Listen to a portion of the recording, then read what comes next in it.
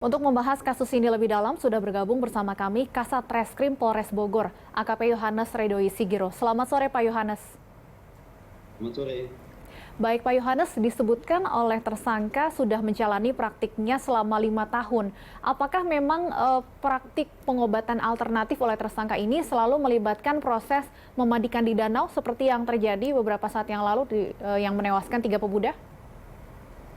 Baik Mbak, yang pertama saya koreksi bahwa fakta mengenai pelaku atau tersangka AN ini sudah berapa lama melaksanakan praktek-praktek pengobatan semacam ini masih kami telusuri. Jadi untuk fakta masih kami telusuri, saat ini penyidik masih melakukan penelusuran, memeriksa para saksi di tempat warga sekitar, tokoh-tokoh masyarakat untuk mencari fakta tersebut. Namun, berdasarkan keterangan dari tersangka AN bahwa yang bersangkutan telah melaksanakan pengobatan alternatif ini dari tahun 2005.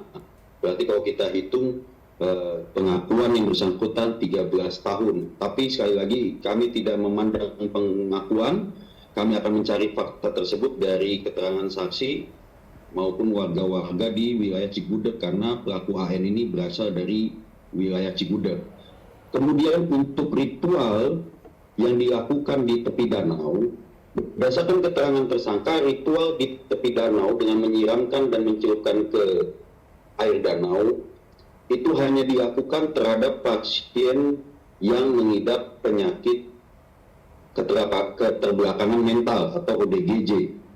Terhadap penyakit-penyakit lainnya tidak dilakukan ritual semacam itu, cukup di rumah pelaku atau tersangka AN. Demikian, Mbak. Baik, jadi 5 tahun ini baru atas pengakuan tersangka saja ya Pak ya? Sejak 2005, Mbak, pengakuan tersangka. Baik, tersangka AN ini bekerja sendiri atau ada orang lain yang membantunya dalam menjalankan ritual pengobatan alternatif ini? Berdasarkan keterangan saksi-saksi, juga keterangan tersangka bahwa dalam melaksanakan ritual pengobatan kepada almarhum saudara DV, yang bersangkutan pelaku ini melaksanakan aksinya sendiri, di mana keluarga korban itu mendatangi rumah pelaku di daerah Cigudeg. Nah, kemudian bersama keluarganya saudara DV digiring, diarahkan oleh pelaku AN ke tepi Danau Kueri tempat kejadian perkara. Jadi adapun korban lainnya, 2 orang yang meninggal dunia itu Mbak, itu adalah 2 orang dari keluarga DV yang pada saat ritual membantu memegang korban DV. Demikian Mbak. Baik, jadi 2 korban lainnya ini memang masih ada hubungan keluarga dengan korban atas nama DP ya Pak ya, yang menjadi pasien dari dukun ritual pengobatan ini. Betul sekali Mbak. Baik, Pak Yohanes, disebutkan juga bahwa sebelumnya tersangka AN ini tadi Anda sebutkan berdasarkan pengakuannya sudah menjalankan praktik sejak 2018 ya Pak ya? 2005, baik 2005. Apakah sebelumnya sudah pernah ada korban jiwa Pak? Sampai saat ini, baik itu keterangan tersangka, keterangan para saksi, warga setempat, dan memang kasus kami ke belakang memang baru 1 kali ini kejadian seperti ini.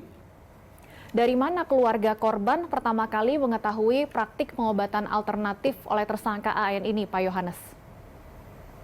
Menurut keterangan dari keluarga korban bahwa keluarga korban mendapatkan informasi bahwa tersangka AN memiliki kemampuan untuk mengobati itu dari kerabat dan keluarganya. Itulah yang saya katakan tadi, masih kami telusuri faktanya berdasarkan keterangan saksi-saksi juga tokoh-tokoh masyarakat setempat yang nantinya akan bisa membuktikan validitas dari keterangan tersangka ini. Demikian, Mbak. Praktik pengobatan alternatif ini ada izinnya atau tidak, Pak? Jelas tidak ada, Mbak. Dan tapi warga sekitar banyak yang sudah mengetahui, Pak, keberadaan praktik ini? Masih kami telusuri, Mbak. Baik, kalau dari keterangan saksi sejauh ini, Pak, apakah sudah banyak mungkin orang-orang atau pasien yang berdatangan ke klinik milik tersangka AN?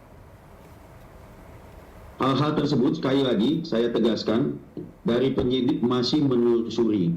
Karena kita fokus kepada materi perkaranya, karena kelalaian mengakibatkan meninggal dunia. Pembuktian terhadap perkara itu yang kami fokuskan dalam beberapa hari ini, sehingga kami sudah menaikkan perkara ini dari penyelidikan ke penyidikan dan menetapkan satu tersangka. Mengenai hal-hal yang tadi Mbak tanyakan, sekali lagi masih kami dalami dan masih kami telusuri. Demikian, Mbak. Baik, pasal apa yang dijeratkan kepada tersangka AN dan ancaman hukumannya, Pak Yohanes? Baik, pasal yang kami terapkan adalah pasal 359 KUHP, yaitu karena kelalaian ataupun kealpaannya mengakibatkan seseorang meninggal dunia dengan ancaman hukuman penjara paling lama 5 tahun penjara. Ada potensi tersangka lainnya yang akan ditetapkan, Pak Yohanes? Sampai saat ini belum ada, Mbak, tapi tidak menutup kemungkinan dalam proses penyidikan kami bisa ditemukan fakta-fakta baru dan bisa ditemukan tersangka-tersangka baru, namun sekali lagi hingga saat ini kami baru menetapkan satu orang, Saudara AN, sebagai tersangka. Baik, terima kasih AKP Yohanes Ridhoi Sigiro, Kasat Reskrim Polres Bogor sudah bergabung bersama kami di Berita Satu Sore.